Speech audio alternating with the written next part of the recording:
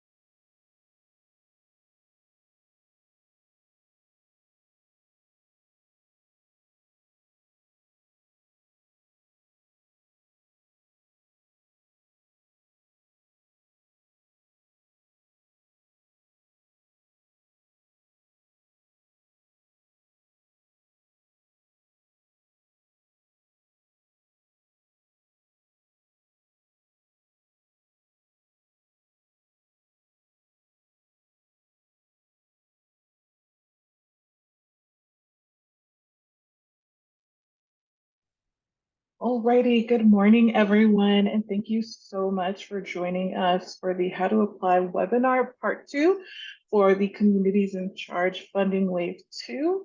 And yeah, next slide. Okay, so just some basic housekeeping. You are all currently in webinar mode, so that means that you have the option to adjust any audio settings, to chat with your peers and colleagues within the chats, to raise and lower your hand for the Q&A section of our presentation. And you can also put any of your written questions in the Q&A. That's where we will be primarily answering questions and also review them during our Q&A session at the end of this webinar. So yeah, next slide. Okay, so our agenda. So just some very brief introductions, but a project overview, the objectives of today, and then going into required documentation deep dive. Learn about different details about your project sites, or what are the forms that you need to fill out, and then best practices on how to participate. Then, of course, the Q&A section and sharing upcoming dates. Next slide. Okay, so Funding Wave 2 project updates. Next slide. Alrighty, so just a quick reminder of communities in charge. We are California's Market Accelerating Light Duty EV Charging Incentive Project. It is implemented by us, CalSTART, and it is funded by the California Energy Commission's Clean Transportation Program. And we are also in partnership with Grid Alternatives for outreach, equity outreach and engagement, and also with Tetra Tech, who does our incentive processing. And Communities in Charge is designed to transform EV accessibility, trying to get as many chargers in the ground as equitably and as quickly as possible. And for this funding wave, we have 38 million available. Next slide. And so our priorities for the second funding wave is to overall increase the diversity of project site types and broaden the geographic distribution across the state and encourage more diversity in our applicant pool. Next slide. And so one way that we are planning to do that was we implemented funding allocations in different regions of the state. This was inspired and borrowed from the Golden State Priority Project's outline and how they distributed funding across the state. So we use a very similar algorithm that was determined by DAC, population, and other prior funding distributions. And so if you're in the northern or like golden section of the state, there will be 8 million available to that region.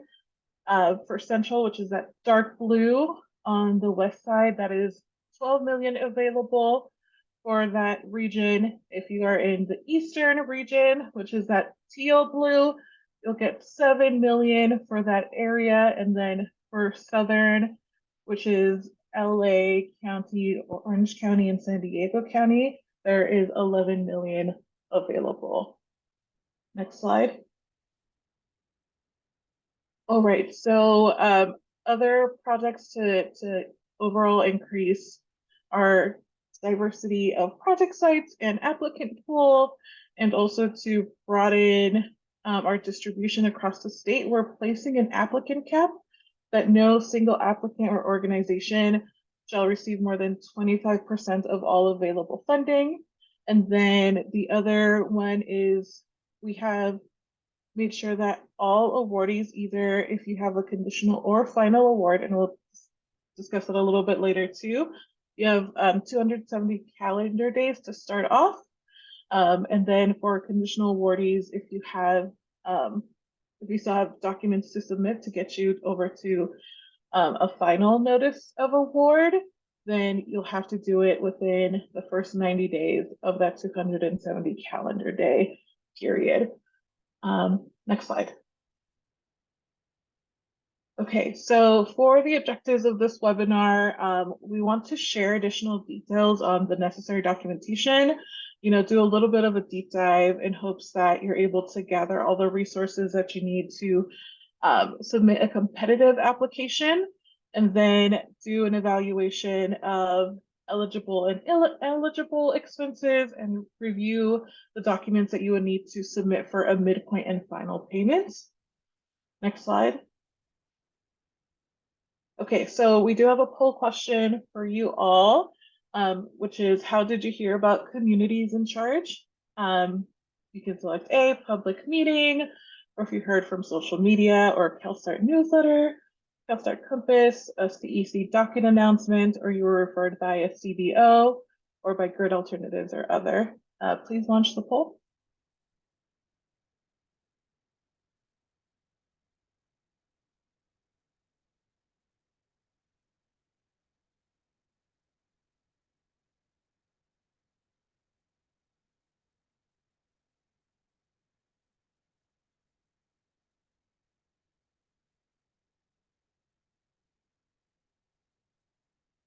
All right, we'll leave it up for a couple more seconds just to let everyone participate, or as many of y'all to participate.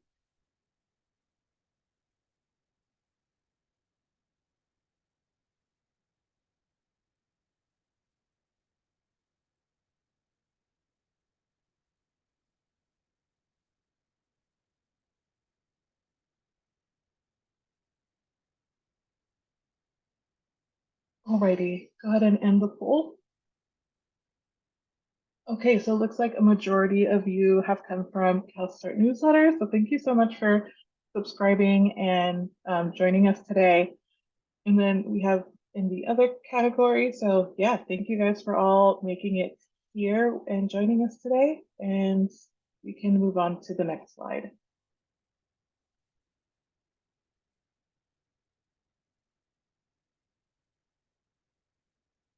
Alrighty. So the next poll question that we have for y'all is, what is your experience with applying for EV charging incentive projects? Are you a beginner? Is this your first time applying for an incentive like this, or are you intermediate? You have applied for programs like this a few times, or are you an expert? You have applied often to programs like this and have a lot of experience. Please start the poll.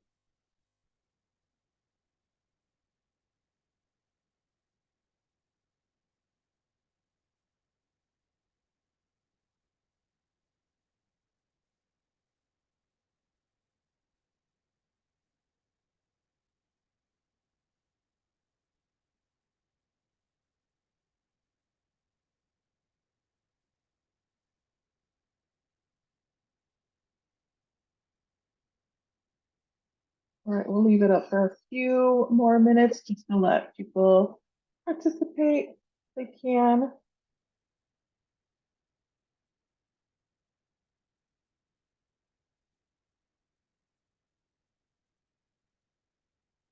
Okay, please end the poll. Awesome. So it looks like there's some distribution across the different categories. There's a lot of beginners, so thank you so much for joining us. And we hope that you can learn a lot from this webinar, and intermediates and some experts in the room. So thank you so much for joining us. Next slide.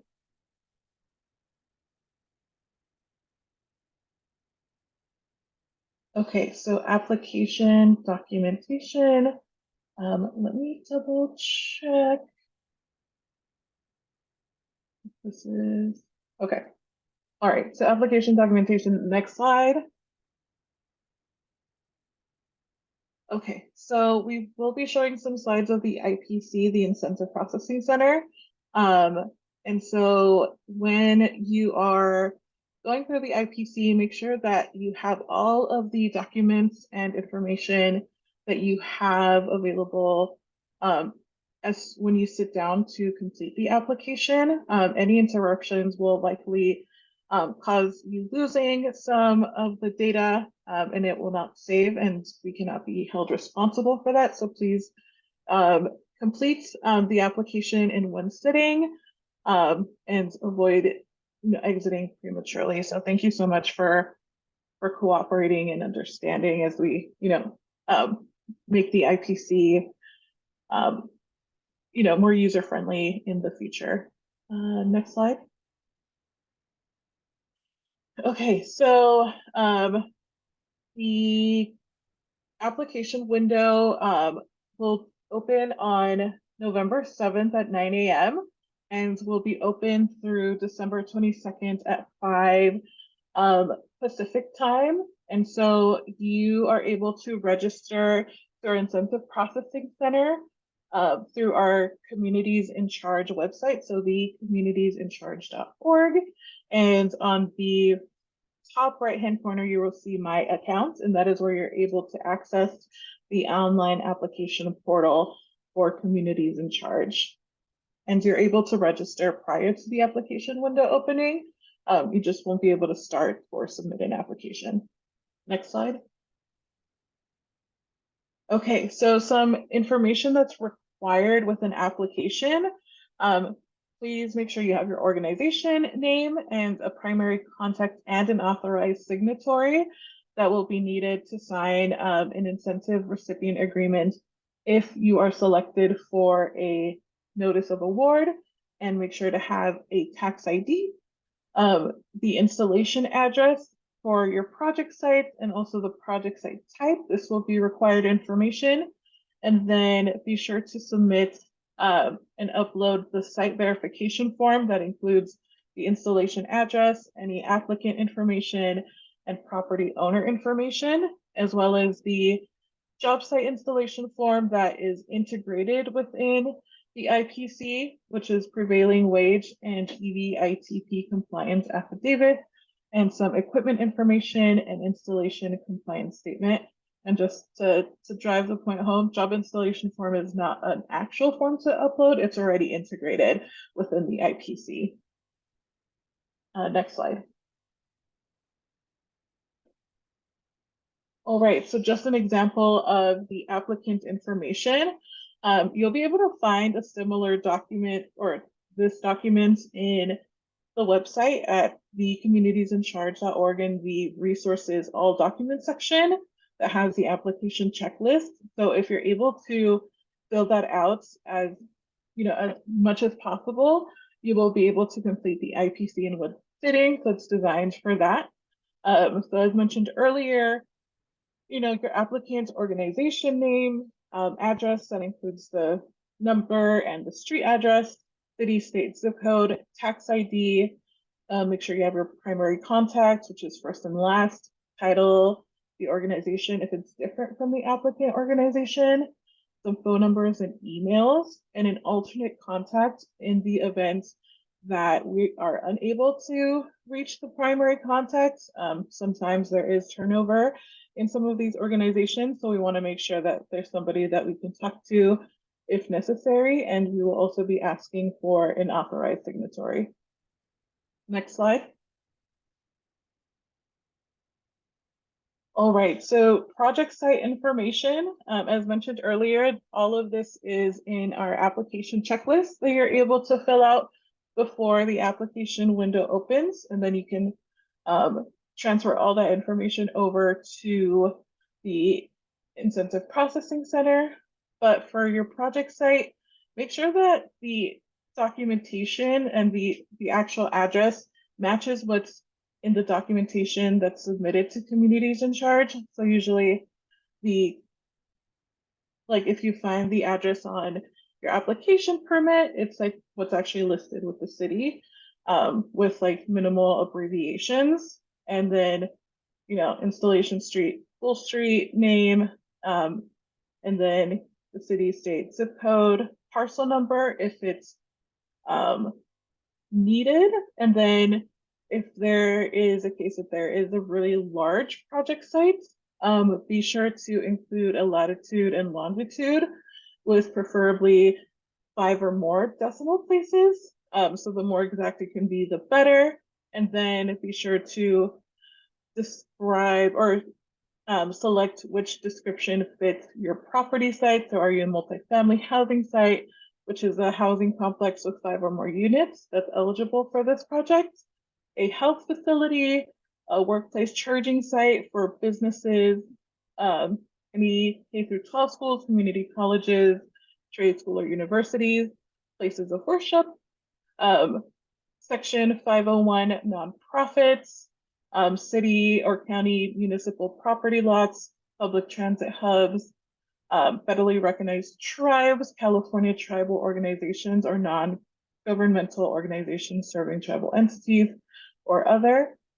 Yeah, next slide. All right, so the site verification form This is a form that is on its own that you will need to fill out and upload in the document section of the Incentive Processing Center. This will have the same information that you put into your job site installation form, which is the IPC. So please include the installation address as it's listed across all of your documentation, parcel number if needed, and lat and long if needed. Please be sure to check off if your charger will be made accessible to the public, and make sure that you're able to follow the guidelines of it can be available 18 hours a day for 7 days a week, excluding federal holidays. So yeah, so that's just a simple yes or no, and then enter how many operating days and time that you're able to have this available, and then your applicant information as well, as was described earlier. And yeah, you can also find this form in that same section of the communitiesinCharge.org under resources and all documents. Next slide. Okay, so then job installation information. So this is also going to be integrated within the IPC. So be sure to fill out applicant name and organization, your authorized representative and title of the applicant, and you will have to essentially fill out that affidavit that certifies compliance with prevailing wage requirements, and then acknowledgement by applicant on status of the project, whether construction has begun or not, and make sure you have up-to-date and accurate descriptions of quantity and type of eligible level 2 chargers. All right, next slide. Okay, third poll question. For the applications that you are intending to submit during funding wave 2, which region are they located in primarily? So are you in that northern, golden colored region, the central, the dark blue on the west coast, or the eastern, which is that teal blue, or D in the southern region, that gray area of the map? Please start the poll.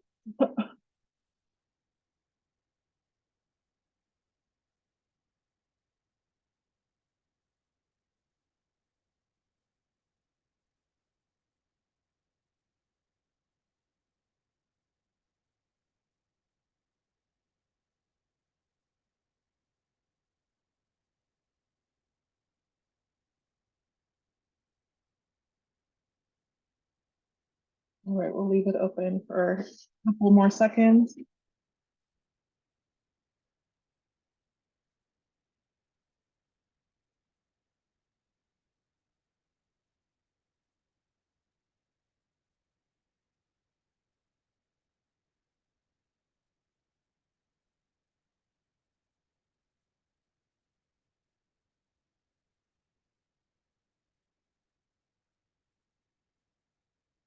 Okay, awesome. Please end the poll.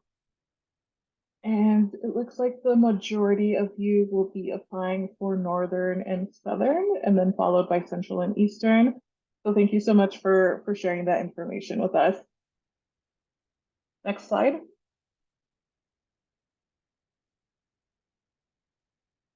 All right, so I will pass it over to Jeff Cook, who is our Deputy Director, who will continue the presentation. Thank you. Thank you very much, CO. So now that we've given you a little bit of a brief overview of some things to expect when participating in funding wave 2 for communities in charge, some documents or materials to have prepared leading up to the application window open date of November 7th this year, let's get into some documents that you'll need to have on hand to upload as part of your application. Next slide. So the documents that we encourage you to gather at this time and leading up to the opening of the application window on November 7th are your final site design or your preliminary site plans, either or, an issued building permit or a copy of your building permit application, And for those who have gathered either letters of support, community connection documentation, or both of those, we encourage that you visit the implementation manual available at the Communities in Charge website so that you can be well aware of what documents you might need if you are going to submit for a particular community connection, or certainly get in touch with those community-based organizations who may be providing you with a letter of support associated with your application that pertains to a particular project site in the state of California. But coming back to the final site design or preliminary site plans, this oftentimes will include a copy of the electrical and construction drawings. This can be obtained in coordination with contractor, with your utility.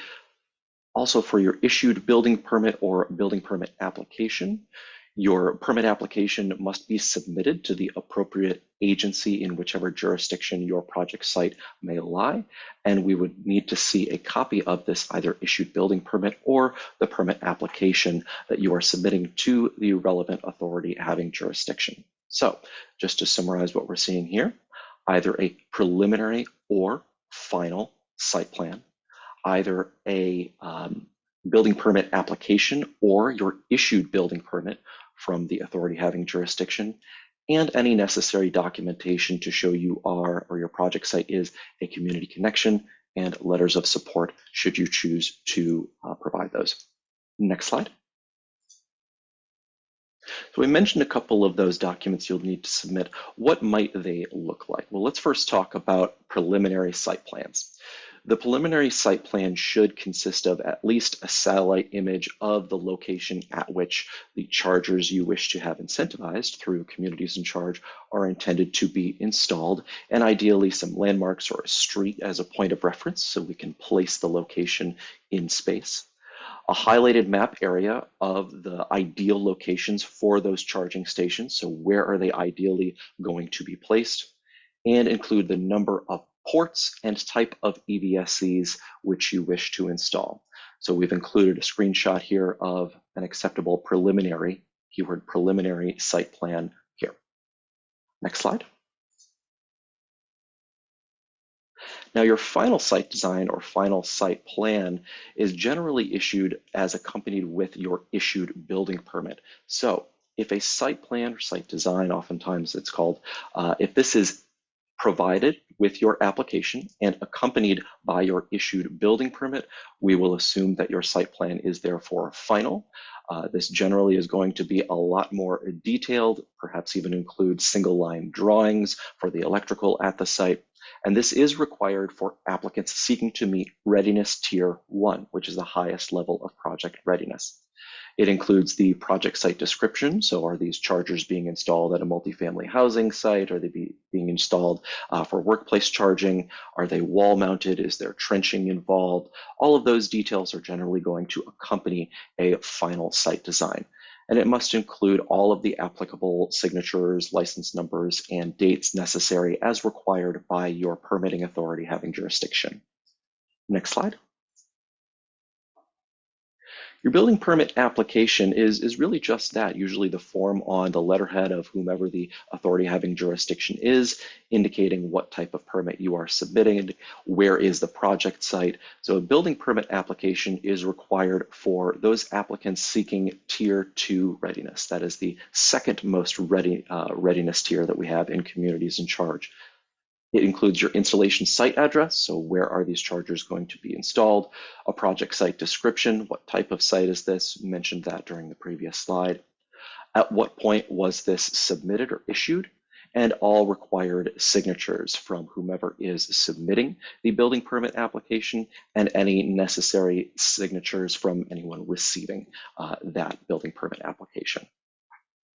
Next slide. That issued building permit is going to look a little bit different from jurisdiction to jurisdiction, but the issued building permit, the final one, is required for any applicants seeking Readiness Tier 1, regardless of your site ownership status. And an issued building permit is usually going to include, or will always include at the very least, that installation site address, the site description, a copy of any new or amended plan sets or electrical single line diagrams for electrical work. So if there was any back and forth between the preliminary site plan, which you had submitted to the authority having jurisdiction, and the one which is accompanying your issued building permit, you may have had to make some revisions. The issued building permit is going to be accompanied by the newest, latest plan sets which have been approved. It will also include the issued date or status, so at what date was this building permit granted, and any and all required signatures. Next slide. So some recommendations on letters of support and community connection documentation. If you wish, as an applicant, you may upload a letter of support from community-based organizations that are serving the same surrounding community as the project site address that you are submitting an application for with Communities in Charge. No more than 3 letters of support may be accepted for an individual project site. So therefore, no more than 3 letters of support per application may be accepted. If you submit additional letters of support, this will not increase your likelihood of selection with Communities in Charge. Applicants may also choose to upload documentation to indicate that their site is defined as a community connection. There are a number of these outlined within our implementation manual, each of which has their specific set of documentation required to accompany an application if you are seeking to be acknowledged as a community connection and therefore receive the points associated with being acknowledged as such. So we strongly encourage that you consult the implementation manual, which is posted to our website, as there is a lot of detail to there and more detail than we necessarily have time to go through during today's session across all of the community connections. But just as a reminder, letters of support, no more than 3 per application. For community connections documentation, take a look at the implementation manual, begin getting familiar with those if you haven't already, and gathering any requisite documents in preparation for the opening of Funding Wave 2 on November 7th. Next slide. Now let's get into some eligible costs and ineligible costs. So costs which may be eligible to receive incentives through Communities in Charge. Next slide. The following costs may be included in your total project costs as part of the same project site for Communities in Charge. If you are incurring costs at a separate site, those are not eligible.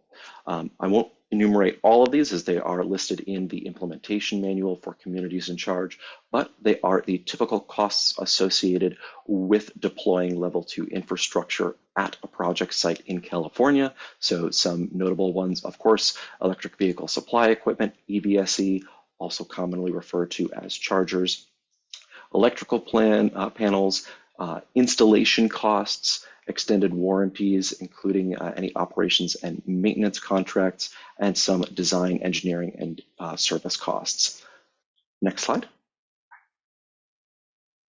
Some ineligible project costs, or costs which will not receive incentives through Communities in Charge, include any compensation for work associated with completing the required application process. So there is not any sort of payment that Communities in Charge can pay towards time spent on or towards completing an application for Communities in Charge. Any upgrades to utility-owned electrical infrastructure, so anything on the utility side of the meter. Any fees paid to authorities having jurisdiction for permitting are not eligible costs.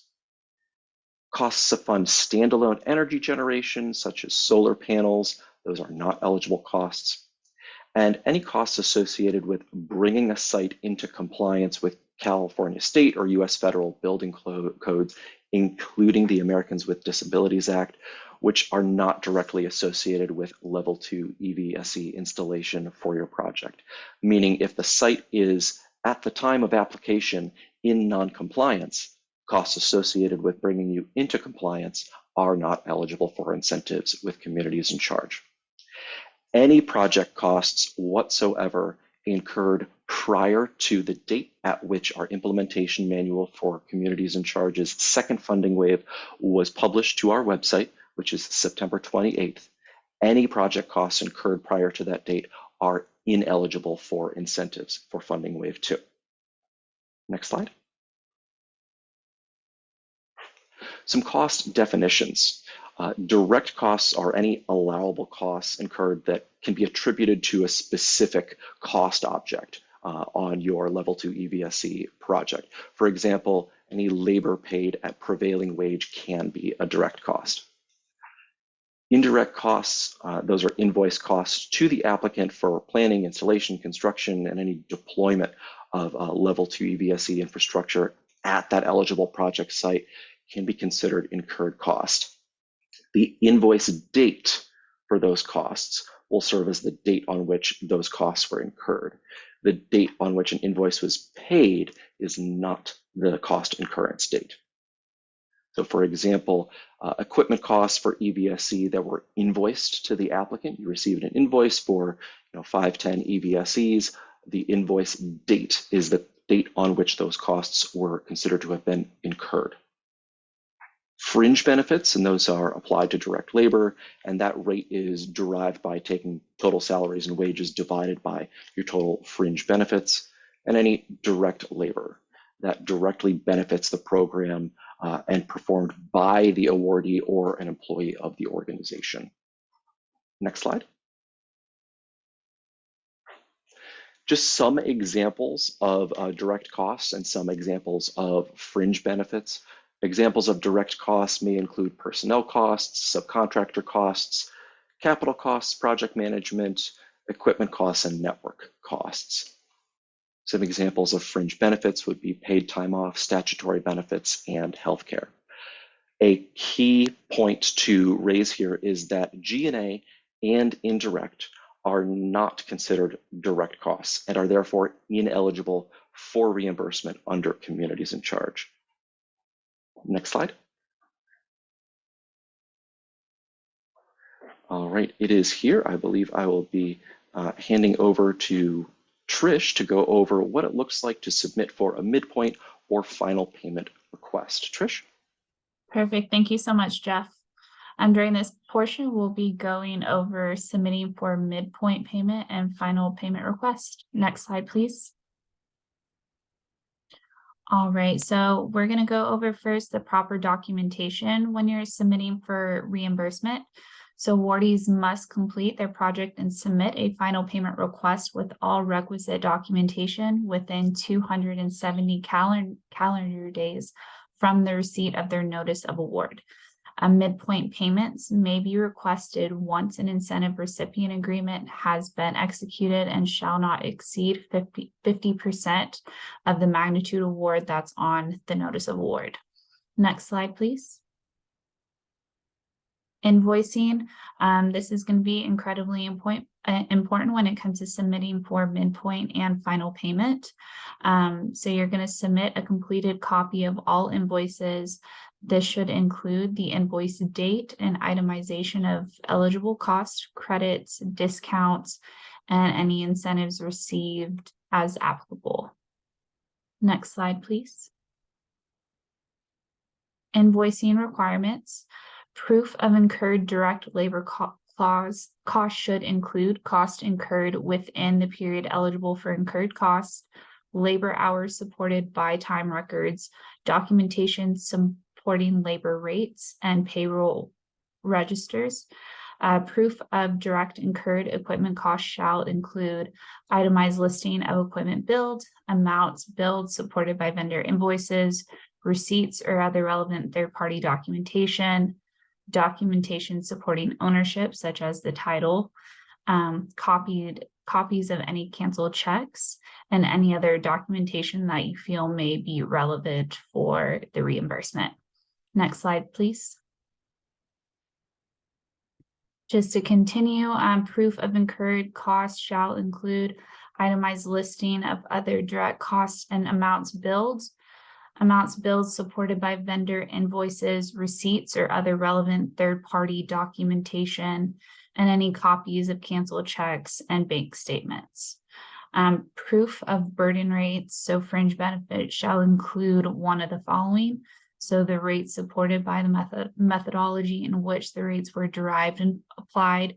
So with that, you're going to take the total cost, the total benefit cost pool, and divide it by the total labor cost, so your salary and your wages. Next slide, please. So we're going to go over compliance with prevailing wage requirements. So all participants and communities in charge, they're obligated to comply with portions of the California prevailing wage law. Under prevailing wage requirements in California, all workers employed on public works projects must be paid the prevailing wage determined by the director of the Department of Industrial Relations, according to the type of work and location of the project. So does the first question you're probably thinking is, does the project qualify as a public works project? So as defined by the Department of Industrial Relations, public works means construction, alteration, demolition, installation, or repair work done under the contract and paid in whole or part out of public funds. It includes pre-construction, post-construction activities related to a public works project. If you want to get some more information and see the full definition of what falls under public works, you can follow the link that we have in here, and this will take you directly to the labor code. Anyone working on a public works project must be paid prevailing wages as determined by DIR. Projects of 30,000 or more must meet the DIR apprenticeship requirements. So failure to comply with the requirements can result in civil penalties, prosecution, or both. Next slide, please. EVITP requirements. Communities in charge requires all awardees must be EVITP certified electricians for the installation of the level 2 EVSEs according to the following. If the electric vehicle charging infrastructure and equipment to be installed supplies charging ports with 24.9 kilowatts or less, and no charging ports supplying 25 kilowatts or more, then it will be installed by a contractor with the appropriate license as determined by the contractor state license board in good standing, with at least one electrician on each crew at all times during working hours who holds an EVITP certification. The other part of that is if the electric vehicle charging infrastructure and equipment that's being installed supports at least one charging port that is supplying more than 25 kilowatts, then it must be installed by the appropriate license classification, and it has to be at least 25% of the total electricians working on the crew have to hold EVITP certification. So just a summary of that: if the ports that are being installed is less than 24.9 kilowatts, then you have to have at least one electrician that is EVITP certified. If one of the charging ports is going to be over 25 kilowatts, then at least 25% of the electricians on site have to hold EVITP certification. Next slide.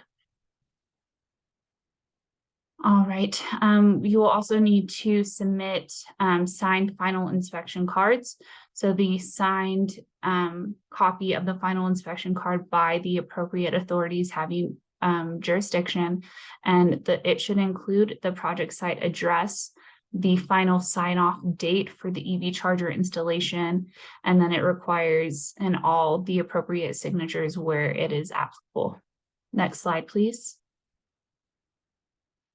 The network agreement form. It's going to be a signed copy of paid and executed network agreement. This includes the cost, duration, and the terms of the agreement. Execution of the agreement includes all required signatures, all pages and sections of the agreement, including the full contract, the term duration. The contract of your agreement may be supplemented by a paid invoice showing the term length, and the required term for level 2 chargers is 24 months. Next slide, please.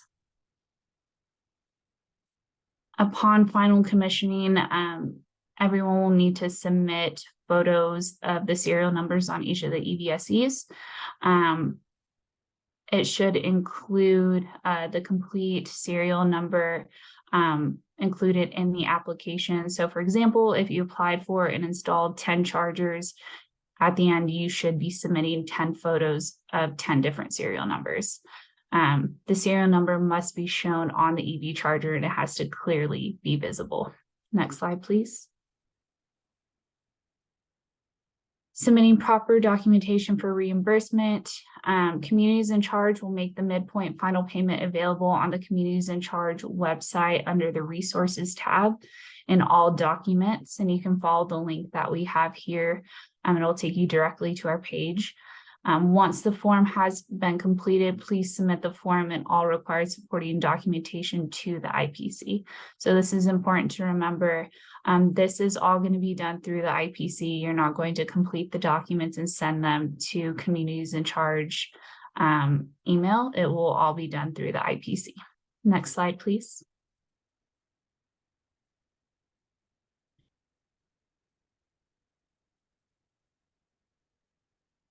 All right, this captures all eligible costs that are included in the payment records and invoices. So referring to invoicing requirements to ensure that your supporting documents are complete for efficient verification. Again, as Jeff had mentioned previously, G&A and indirect are not considered direct costs and are therefore ineligible for reimbursement under Communities in Charge. Next slide, please. Submitting proper documentation for reimbursement. So the midpoint and our final payment form must be completed by the awardee when submitting for payment reimbursement. Failure to complete the form properly within the allocated time may result in non-payment. Final payment request form and supporting documentation must be submitted within 270 calendar days from the notice of award. Next slide, please. And I believe I'm going to be now passing it off over to my colleague, Chris. Thank you very much, Trish. Great job. And great job, everyone. I just want to say before we go into the final slide deck, thank you, everyone, for joining us this afternoon or morning, depending on the time frame. I know busy schedules, so we'll go ahead and go into it. And after this, we'll go ahead and jump into the Q&A section. But before we do that, best practices for participation. This is just going to be basically something that you guys can go ahead and take a look at and have as a resource. So here we have a number of different resources you can use to help out with any questions you may have on the Communities in Charge incentive project. First, you can get into contact with the project team with any inquiries you may have via email. On this first hyperlink, stay connected with Communities in Charge. So feel free to go ahead and reach out to us if you have any inquiries, and we will definitely get back to you. The latest is going to be 3 business days at the latest is when we will get back. Second, if you feel a more one-on-one form of communication is better for you, you may now sign up for our office hours at this hyperlink, Communities in Charge office hours. The team has set aside some time frames on Fridays to help accommodate any office hours you would like to book from now till close to the end of December. So feel free, if you want to do that one-on-one with any of the members of the team, feel free to use that hyperlink. Third, our supporting partner Grid Alternatives have created a no-cost technical assistance email inbox for any assistance you may need along the way. You can access that on the no-cost technical assistance hyperlink right there. Finally, just some suggestions how to make uploading a little bit better for you guys and a little bit less of a headache. All scans or photos of supporting documents must be legible and include all pages and sections unless otherwise specified. Along that same thought process, all invoices must include invoice dates, itemization, eligible costs, credits, discounts, and incentives received as applicable. Keep in mind, at the end of this session, we will be sending out this slide deck and the recording of this webinar. So no worries, as long as you're in attendance and you're here with us right now, a copy of this is going to be sent over to you all. Okay. So timelines and important dates. Go ahead and jump into that. So any incurred cost date has been on September 28, 2023. To kind of dive a little bit more deep into that, I would recommend going to the implementation manual to kind of get a further description of that item right there. Our application window, as mentioned earlier before, is going to be opening November 7th at 9 a.m. Pacific Standard Time. That window will be closing on December 22nd at 5 p.m. Pacific Standard Time. So you have that pretty good time frame to get all your applications in. After the application receives their notice of readiness tier, you will approximately get that 3 to 4 weeks after when their window's closing. It will be sent via email. So make sure that the information that you provided is all up to date as far as the emails that we can get in contact with you. The time frame for applicants to receive award notification is approximately 6 to 8 weeks after the window has closed. A few other items to kind of go into: the block grant project design public workshop is going to be on November 2023. So keep an eye out for that. Email wise, they will be letting you know. Also, Golden State Priority Project DC Fast Charging Incentive Program is now open all the way to December 12th of this year.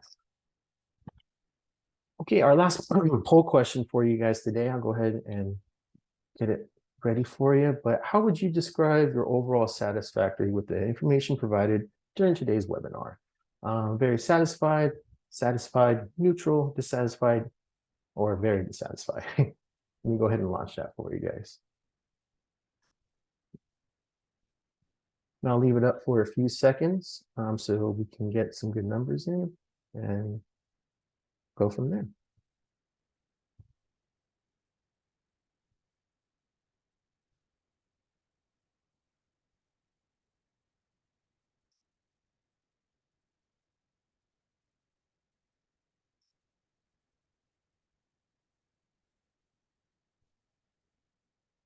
Okay, I'll leave it up for just a few more seconds.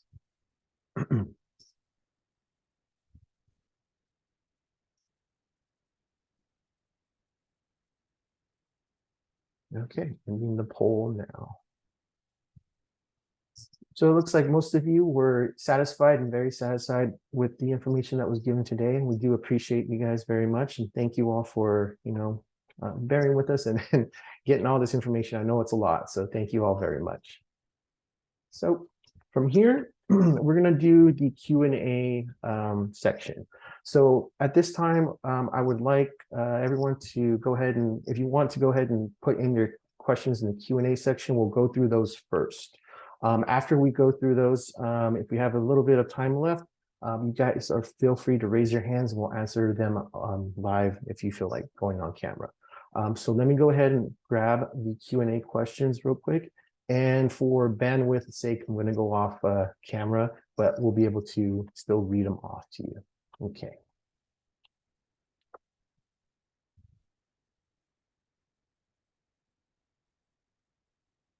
So the first question that was asked, in the implementation manual, it's mentioned that the applications incurred the cost is not permitted to change for profit. Does this mean if the applicant is an EVSE provider, they cannot charge their standard pricing? This was from Anonymous, and I believe, Jeff, you answered that one. Yeah, sure. Thank you for your question. Yeah, so the requirements associated with the funding that makes communities in charge possible, that flows from the Clean Transportation Program and into this second block grant for light duty EV infrastructure incentives, those requirements associated with that funding from the Energy Commission does not permit applicants to charge a profit or mark up costs. Thank you very much, Jeff. Second question that was asked, do these apply to medium heavy duty vehicles or only light duty vehicles? Jeff, I believe you answered that. Yeah, I can vocalize it here just for those who might be dialing in. So does communities in charge funding apply for medium and heavy duty vehicles or only light duty? Communities in charge is intended for light duty vehicles only. If you are someone who is looking for incentive offerings for medium and heavy duty zero emission vehicle infrastructure, there are programs out there available for you. Thank you very much, Jeff. Third question that was asked anonymous as well. Can there be more than one installation site in a city? Yes, there can certainly be more than one installation site in one city. I think the best way to answer this is that if you as an applicant are seeking to submit multiple applications, that is permitted. If those applications are occurring in the same city, that is permitted as well. I would just advise you to bear in mind that there are caps by region, which we have the listing of counties in our implementation manual here, but those caps will start to come into play the more people apply to a particular city within a particular county. Thank you, Jeff. Next question. Can we have double-sided level 2 EVS charging stations, and do they count as one station? And do you provide the charging stations? See, I believe you're able to answer this one.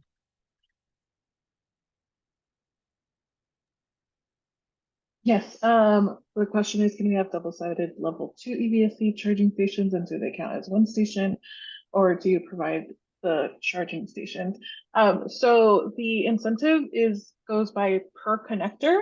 So if you have an EVSE with one connector, the incentive goes towards that one connector. If you have an EVSE with two connectors, you will get an incentive for each connector. I hope that makes sense.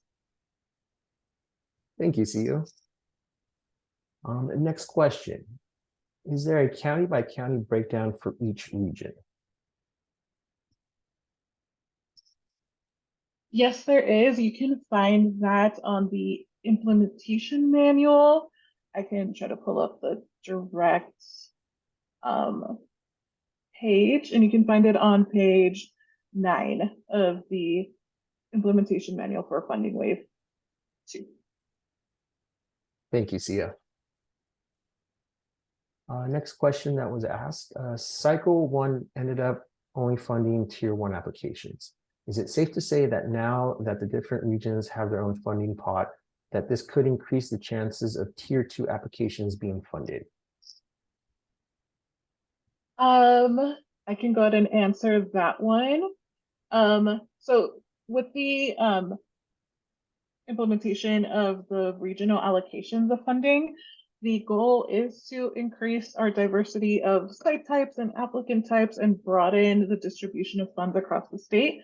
So the hope is that we can get more Tier 2 and Tier 3 in awarded, but just bear in mind that we are still following the priorities. So if you are a Tier 1 with like 18 points, you'll be awarded first. As if you were to come in and at Tier 2 and Tier 3, you'll get funded later down the line, and we're not sure if there will be enough funds per region to essentially award all Tier 2 and Tier 3 applications.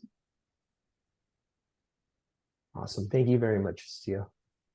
Our next question is going to be, can one IPC account apply for several applications if they are authorized? Yeah, I did. Thank you. I did reply to this one as well, written, but happy to speak out loud on that. So this question was a little confusing for me, but I think I was able to break it down. But essentially, if you're like a construction and engineering firm and you have several clients on your roster, you can apply using one account in the IPC, because you will be essentially the applicant because you'll be incurring costs on behalf of your clients. But if you are the actual site hosts themselves, who are doing a project on like your property, you will have to have your individual accounts if you are incurring the costs and then subcontracting out the work to an EVITP certified electrician. Thank you, Sia. Next question is going to be asked by Timothy. In a multifamily housing complex, can the chargers be installed in a dedicated parking stalls, or do they need to be common use parking? Yeah, this is Jeff. I can answer that. So in multifamily housing complexes or any project site for that matter, the parking spaces that the chargers are made available to do need to be available for all to use. Therefore, they cannot be assigned to any one individual. And this is outlined in the implementation manual. Thank you, Jeff. Next question that was asked by Damien. If we only have preliminary design, we would not have permit applications with design submitted. If we have preliminary design only, what needs to be submitted for permits or permits application? Yeah, I could take this one too. So it sounds like your question has to do with what necessary materials, information, etc., you might need to submit along with your permit application. Now, that's really going to be a question for your authority having jurisdiction, as there is some nuance across the various jurisdictions in California. So we would encourage you get in touch with and establish a relationship with that authority having jurisdiction so that you can become acutely familiar with exactly what is required when you are submitting a permit application to maximize your chances of that application coming back as issued. Thank you very much, Jeff. Next question. Could you please clarify eligibility with regards to site host? Yeah, I did answer this in the chat, but we'll vocalize it here. And this kind of comes back to what is an applicant to communities in charge, as there can be a number of different site hosts, given the number of different project sites who may be eligible under communities in charge. But an applicant to communities in charge, they must be the property owner, their authorized lessee, or an authorized representative that's seeking incentives for the eligible costs incurred towards the installation of level 2 chargers at that particular project site. But this could be for a site host who is a K-12 school, a site host who is a commercial property owner for workplace charging, a facilities manager for a multifamily housing development, for instance. So the site host here takes lots of different shapes, but the applicant to it is a little bit more refined. Thank you, Jeff. Let's see. Next question. Could you please remind us of the kilowatt range that is required? Yeah, I answered this in the chat, but happy to say it out loud as well. So the range of the kilowatt for chargers has to be 6.2 kilowatts or greater. And then you can find this on our current equipment requirements on page 16 of our implementation manual for Funding Wave 2. Thank you, Sia. Next question. Do you have a list of electric contractors who have the certification you mentioned?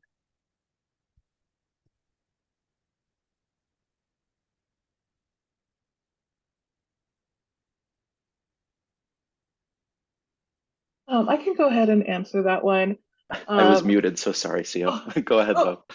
Yeah, you can find a list of EVITP certified contractors at GoBiz. I can go ahead and find a link and put it in the chat. EVIT's website also has their list of certified and EVITP certified electricians, as well as some contact information for them there too. Thank you both. Next question, are awards made on a first come, first served basis?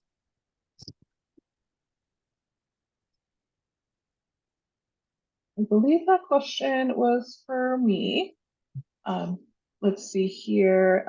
So they are not on a first come, first served basis. This particular project is on a competitive basis. So everyone will have from November 7th all the way through December 22nd to submit an application, and it will be awarded on a competitive basis. And so your application will be reviewed, scored, and then awarded. And it will be awarded in order of tier, so in tier 1, 2, or 3, and then in order of the points received in the equity scoring rubric until the funding exhausts in each region. Thank you, Sia. Let's see, next question. Are chargers installed for a city fleet required to be available to the community, or can the chargers be located within a city yard that is open or is not open to the community?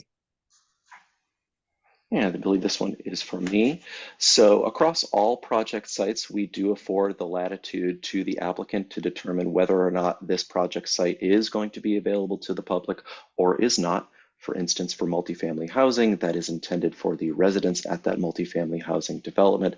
Same thing for K through 12 schools. If anyone is applying to install chargers for, say, their faculty and staff, they may choose to make those available only to the faculty and staff, or also open them up to the public.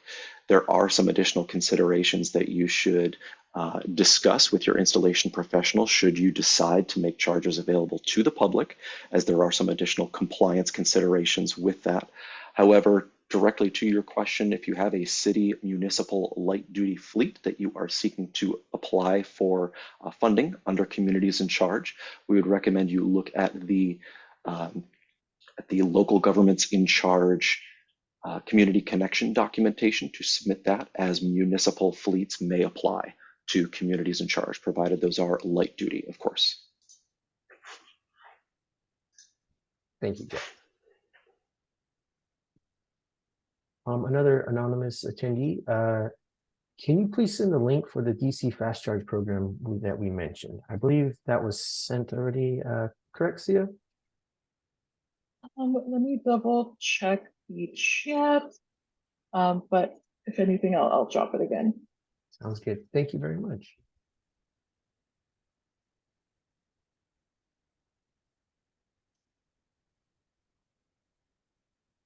Okay, dropping it in the chat right now for the Golden State Priority Project. Thank you, Sia. Okay, next question. Does the minimum kilowatt still apply if the units are on power sharing?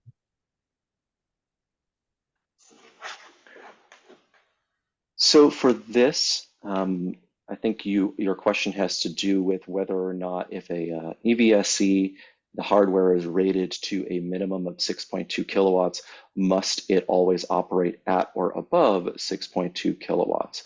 So if you are installing these at a multifamily housing site, for instance, and you are wanting to ensure that it is in compliance with all the US federal, California state, local laws, the ordinances, rules, codes, standards, regulations, those do allow for power sharing through load management. It is only necessary for the hardware to be capable of delivering 6.2 kilowatts or greater. It does not need to deliver 6.2 kilowatts at all times at all connectors.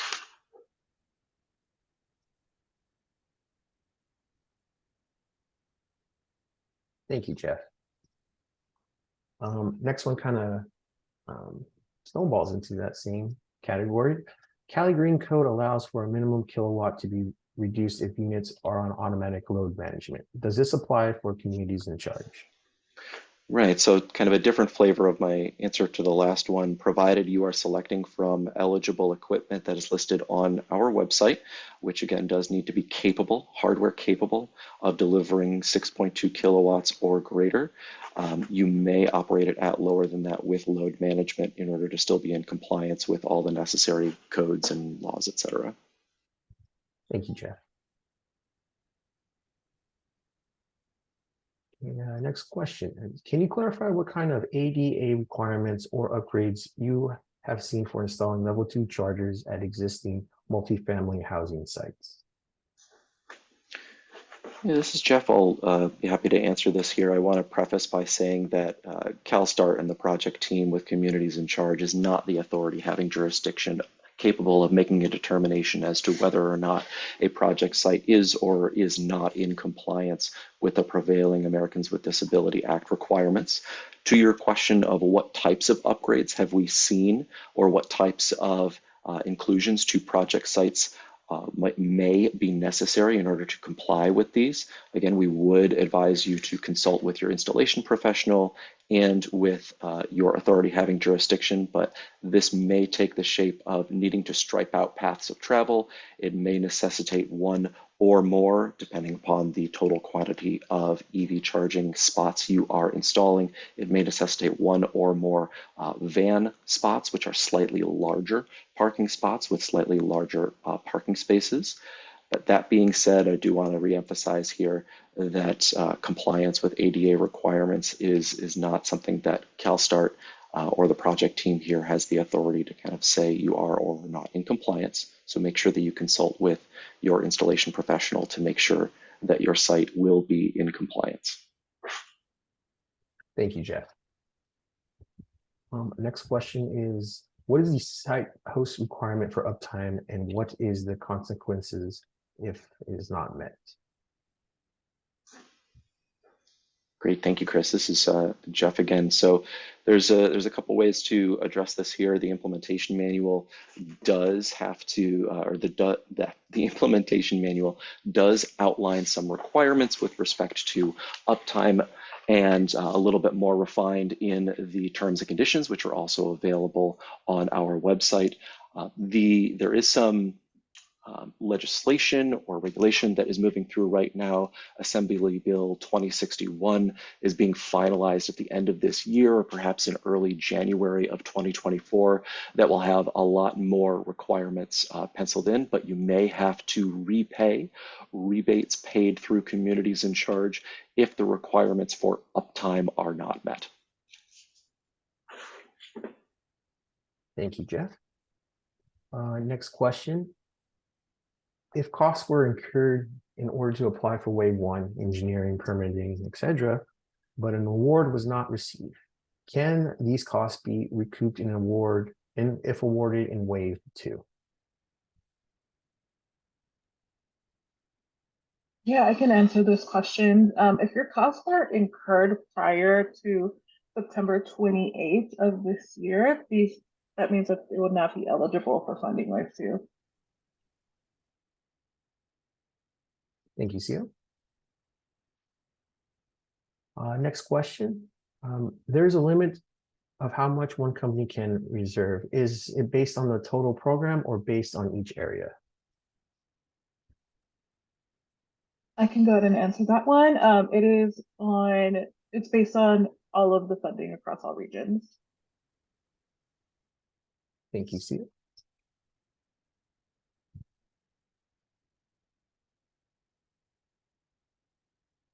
Gotcha. Let's see. Next question. Can you have more than one site installation on separate lots? Example, churches and a separate parking lot nearby.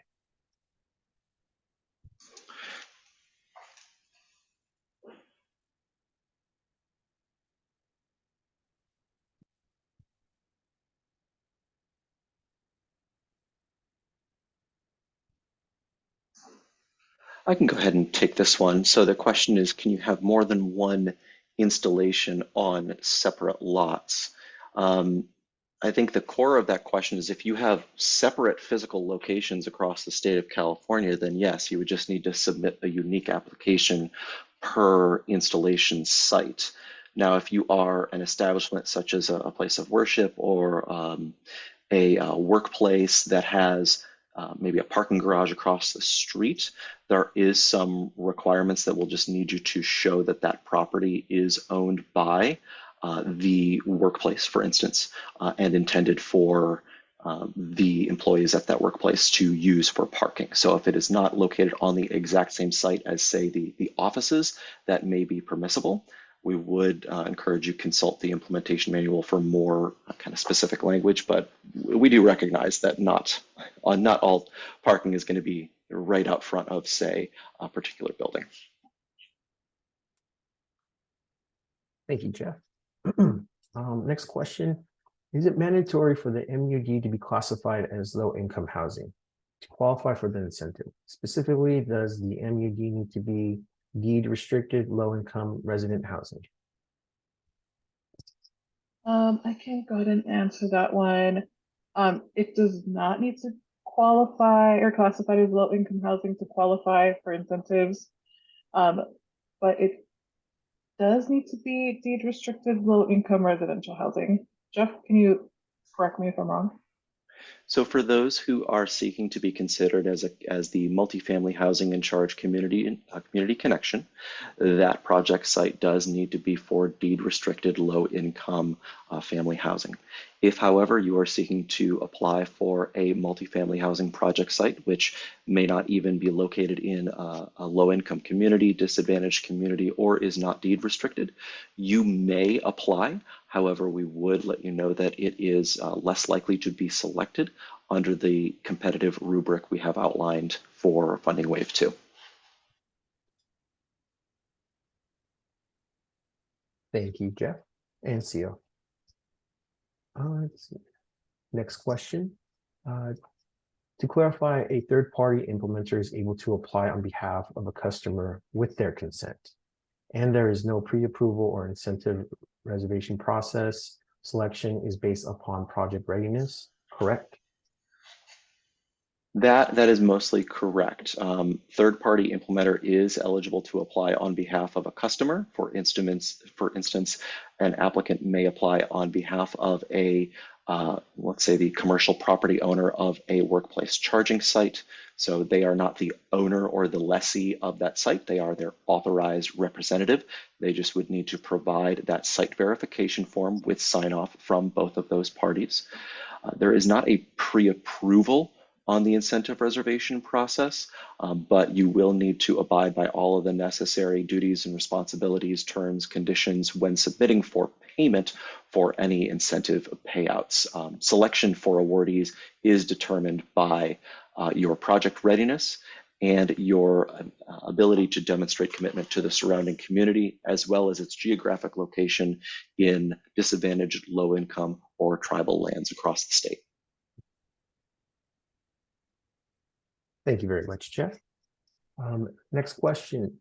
You provide extensions to the project completion timeline is delayed. We do have a construction. We do have a extensions policy published to our website.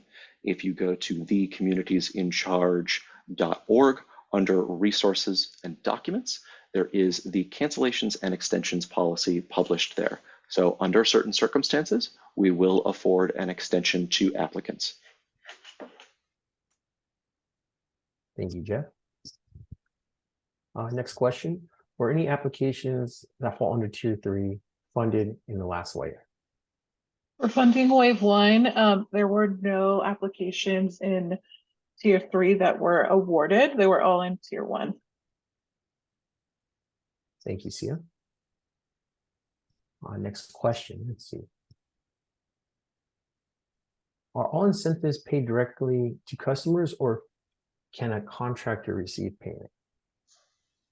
So this goes back to one of the applicant eligibility questions that was asked a little bit earlier.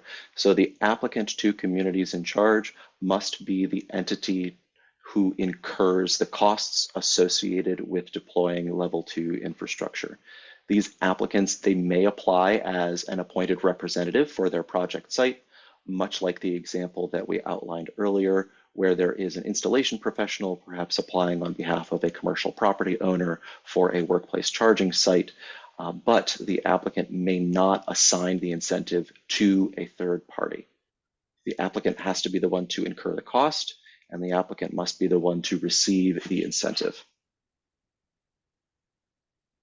Thank you very much, Jeff.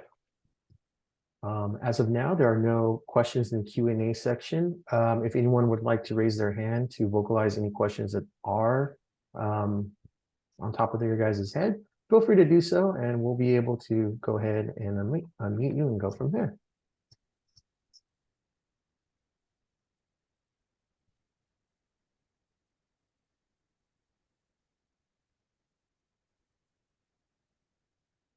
Okay. I'll have it. I believe, I am so sorry if I misinterpret your first name, Anthony Corp. Anatoly, yeah. Can you guys hear me? We can hear you, sir. Great. Thanks so much for the presentation. My name is Anatoly Korp. I'm a founder of ChargeLink. We work with multiple programs, including Poly VIP, fitting to clean energy in Silicon Valley Power. And the big question I had regarding the funding and regarding tier 1 applications, imagine in an imaginary case scenario where there is $50 million requested for tier 1 applications, but the program has only $38 million available. How the funding will be distributed to all of those projects? And I asked the same question from Poly VIP for DC superchargers, and the answer was randomly, which is not a good answer for a business who is looking for finance most of those projects, because when you can spend, let's say, $20,000 to $30,000 on the engineering work, and then this application could fall in the bucket where there will be $50 million requested. So we quite not sure if the application will be rewarded or no. So how will it be distributed to all of those applications? Yeah, thank you so much, Anatoly, for your question here. This is Jeff, and I'd be happy to answer it. There's a couple of things that I think are important to call out here. And firstly, it is that an application to communities in charge is not a guarantee of award. And secondly, any costs incurred by applicants pursuant to an application to communities in charge are taken on at the applicant's own risk. So if you are applying to communities in charge, it is not a guarantee that funding will come through for you, as there may be a lot of demand from various areas. To take your example, $50 million, I believe, was the figure of express demand, with only $38 million able to be funded. This gets a little bit into the weeds because it doesn't quite outline exactly where that demand might be. Is it evenly dispersed across the 4 regions that we had outlined here? But just taking it on a statewide basis here, with $38 million available and $50 million of demand, we would award applicants until funding is exhausted, or that all the applications are spent, meaning we have no more applications to award here. In the event that there are any ties across the same region, the same readiness tier, and the same rubric score, those particular awardees, and only those particular awardees, will be determined by a random lottery. If you're interested in finding out a little bit more about the order of operations as to how exactly that will play out or may play out in Funding Wave 2, we do have that penciled out in an example in our implementation manual for Funding Wave 2.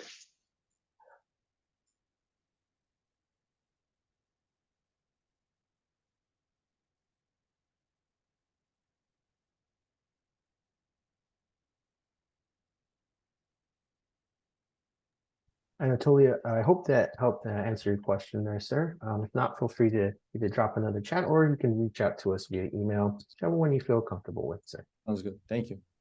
No problem. Okay, there are a few Q&A questions that we're going to go back over, just a few that came through. So as far as it goes for letters of recommendation, can we share some examples of those? Yeah, happy to go over that one again. I mentioned that we can provide an example in our sample supporting documents. Just give us like about a week or two to put that together and check there for an example. And then in our implementation manual really just says that the letter of support should have like a verifiable contact. So CalSTART or Tetra Tech can go back and verify the CBO that signed the letter. Thank you very much, Sia. Next question. Chargers, must they be UL certified? Yeah, I can take that one. They have to be certified by a nationally recognized testing laboratory program and certified to UL 2594 standard. Thank you very much, CO. Let's see, next question. If tier one applications will have more than 38 million in funding requests from all companies, how will it be decided who receives the funding? Based on the first come, first serve, whoever first submitted an application randomly? I believe we answered this a little bit earlier, Jeff, but if you want to go a little bit more into it. Yeah, no, I think that the response that we gave here was perhaps this may actually have been Anatoly's question, but it would be the same response. Gotcha, very much. All right, well, thank you guys very much. I will leave the Q&A open just for a little bit longer if anyone has any follow-up questions they would like to ask. And then I will jump back on when we're closing out, just a minute or two.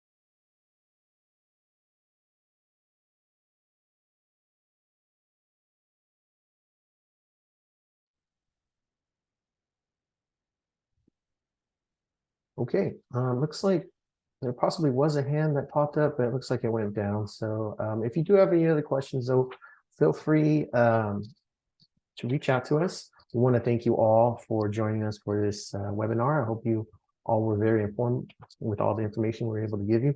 Keep a lookout on your emails as well. We will follow up with this slide deck along with the recording. I'll also see to get you guys the first part of this as well. Just want to say thank you everyone for coming by and virtually meeting everyone. So I hope you all have a really great rest of your day.